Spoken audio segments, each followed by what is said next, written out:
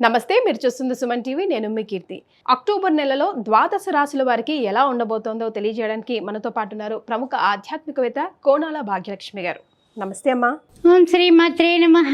అమ్మ, కన్యా రాశి వారికి ఎలా ఉంది, మరి ఎలా ఉండబోతోంది? ఓం శుక్లాంబరధరం విష్ణుం శశివర్ణం చతుర్భుజం ప్రసన్న వదనం ఛాయే సర్వ విఘ్నోపశాంతయే. ఓం శ్రీ మాత్రే నమః. అక్టోబర్ నెల అంటే 1-10-2024 మాస ఫలాలు కార్యక్రమానికి స్వాగతం. ద్వాదశ రాశుల వారికి ఏ విధంగా ఉండబోతోంది, ఏమిటి సంగతి అనే విషయాన్ని మనం ఇప్పుడు ఒకసారి పరిశీలిద్దాం. మరి అయితే ఈ అక్టోబర్ నెలలో చూసినట్లయితే కనుక మనకి దేవీ నవరాత్రులు ప్రారంభమవుతాయి. అమ్మవారి యొక్క అనుగ్రహంతో అందరూ కూడా దేవీ నవరాత్రులు అనేటటువంటి శుభకరమైనటువంటి విశేషాలు, మనకు జాతక విశేషాలతో పాటు ఆ విషయాలు కూడా అమ్మవారిని ఏ విధంగా ఎలా పూజిస్తే అమ్మవారి అనుగ్రహం లభిస్తుంది అని ఆలోచించేటటువంటి అతివలందరికీ కూడా దసరా శుభాకాంక్షలు. తర్వాత చూసినట్లయితే కనుక 11వ తారీఖున గురుడు వక్రగతిన వెళ్ళబోతున్నాడు. ఆ విషయం గుర్తుపెట్టుకోండి. వృషభ రాశిలో ఉన్నటువంటి గురువు గారు 11వ తారీఖున వక్రగతిలోకి వెళ్ళబోతున్నారు. తర్వాత చూసినట్లయితే 11వ తారీఖునే తులారాశిలోకి బుధుడు ప్రవేశిస్తున్నాడు. ఆ విషయం కూడా గమనించగలరు. తర్వాత 14వ తారీఖున శుక్రుడు వృశ్చిక రాశిలోకి ప్రవేశిస్తున్నాడు. తర్వాత చూసినట్లయితే 18వ తారీఖున రవి తులారాశిలోకి రవి సంక్రమణం జరగబోతోంది.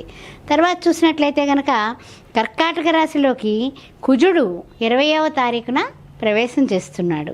అయితే ముఖ్యంగా చూసినట్లయితే కనుక 30వ తారీఖున బుధుడు వృశ్చికంలోకి ప్రవేశిస్తున్నాడు. గ్రహముల యొక్క గమనాలు ఈ విధంగా ఉన్నాయన్నమాట. అయితే మనము అనుకుంటూ ఉంటాం కదా, ఏమనంటే కనుక గ్రహాల గమనాలను బట్టే మన యొక్క జాతక చక్రంలో పరిస్థితులు, స్థితి, గతి కూడా మారుతుంది అన్న విషయం మనం అనుకుంటూ ఉంటాం కదా. మరి అలాంటప్పుడు ద్వాదశ రాశుల వారికి ఈ మాసంలో ఏ విధంగా మారబోతోంది, 1-10-2024, 31-10-2024 వరకు మనం చెప్పుకుందాం. ఈ ఛానల్ని మీరు ఎంతకాలం నుంచి కూడా చూస్తున్నారు, ఆదరిస్తున్నారు. అందరికీ కూడా కృతజ్ఞతలు. తర్వాత ముఖ్యంగా మనం చెప్పుకోవాలంటే కనుక ఆస్ట్రో భాగ్యలక్ష్మి అనే ఈ ఛానల్ని సబ్స్క్రైబ్ చేసే ఉంటారు. మన వాళ్ళందరికీ కూడా షేర్ చేస్తూ ఉండండి.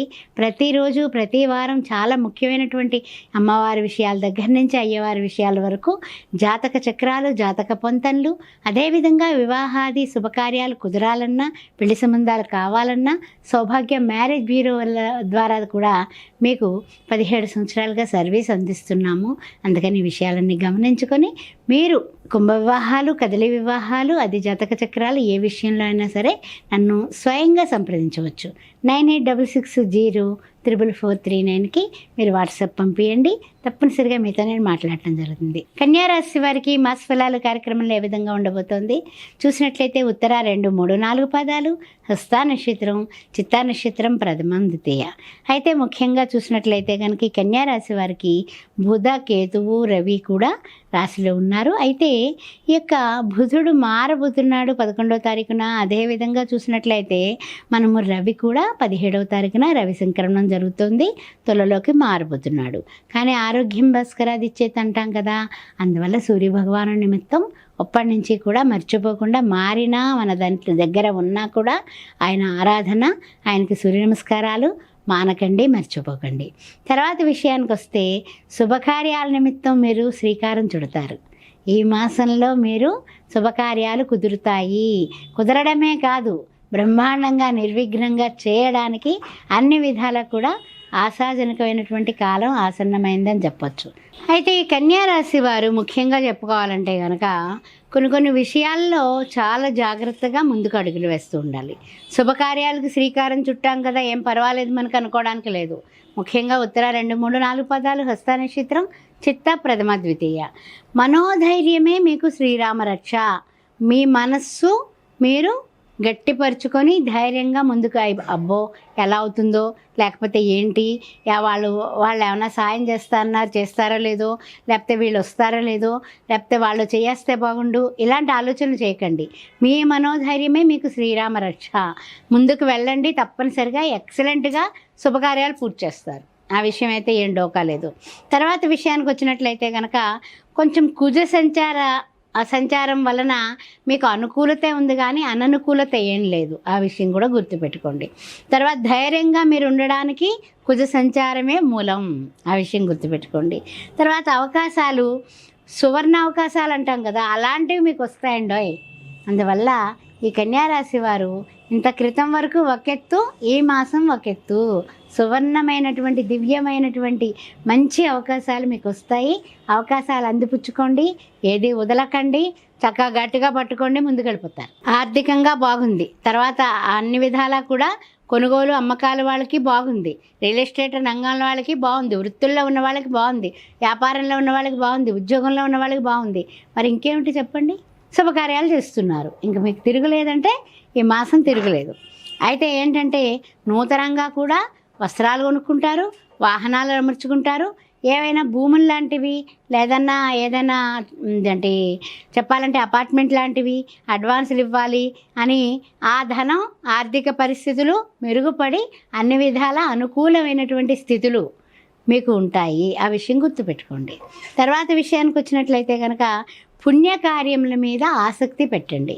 ఇదివరకు చేసినటువంటి పుణ్యాల కన్నా కూడా మరిన్ని పుణ్యాలు, అంటే యా దేవి సర్వభూతేషు వృత్తి రూపేణ సంస్థిత నమస్తత్వే నమస్తత్వే నమస్తత్వే నమో నమః.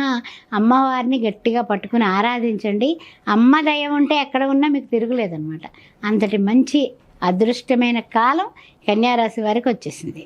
అయితే ముఖ్యంగా ఏంటంటే రావలసిన బాకీలు ఇదివరకు మనం వదిలేసుకుని నీళ్లు వదిలేసుకుంటాం, ఎందుకంటే వాడు తిరిగి ఇవ్వడు, ఏం మాట్లాడు, ఫోన్ ఎత్తాడు, ఎలాగరా బాబు అని వదిలేసుకుంటాం కదా. అలాంటి బాకీలు ఈ మాసంలో వసూలు అవుతాయండి. ఇంతకన్నా ఆశ్చర్యం ఇంకేమైనా ఉందా? అవి ఎప్పుడో మనం వదిలిపెట్టేసాం.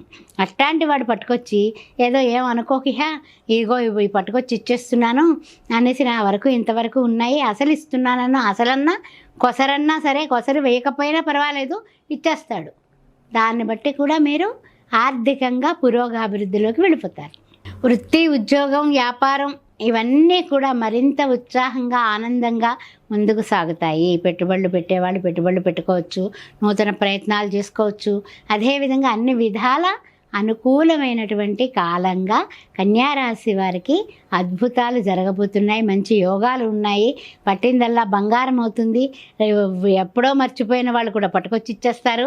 ఇంక అంతకన్నా ఏం కావాలి చెప్పండి. అందువల్ల మీకు టైం చాలా చాలా చాలా చాలా బాగుంది. అమ్మ, మరి వీరు కన్యారాశి వారు ఎలాంటి రెమెడీస్ ఫాలో అవుతే మరింతగా కలిసి వస్తుందంటారు? ముఖ్యంగా చూసినట్లయితే కనుక పరిహారాల్లోకి విడుదలలోకి కన్యారాశి వారికి మనకి రవి చూస్తేనేమో ద్వితీయంలోకి వస్తున్నాడు ఈ మాసం. అదేవిధంగా బుధుడు కూడా ద్వితీయం. అదేవిధంగా కేతువు చూస్తే లగ్నాత్తు.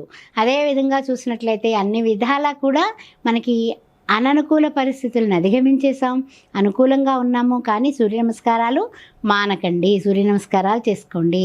ప్రతిరోజు మానకుండా విడవకుండా లక్ష్మీనారాయణని సేవించండి. ఈ మాసం మీరు చేయాల్సింది ఓం శ్రీరామ రామ రామేతి రమే రామ మనోరమే సహస్రనామ తత్తుల్యం రామనామ వరాననే 5 సార్లు ఎక్కడన్నా బయటకు వెళ్ళేటప్పుడు చదువుకొని శ్రీరామ జయ రామ జయ జయ రామ అనుకుంటూ వెళ్ళండి. అది ఒకటి. రెండవ విషయం ఏమిటంటే నమస్తేస్తు మహామాయే శ్రీపీఠే సురపూజితే శంఖచక్ర గదాహస్తే శ్రీ మహాలక్ష్మీ నమస్తుతే అమ్మవారిని అష్టోత్తరంతో సేవించండి.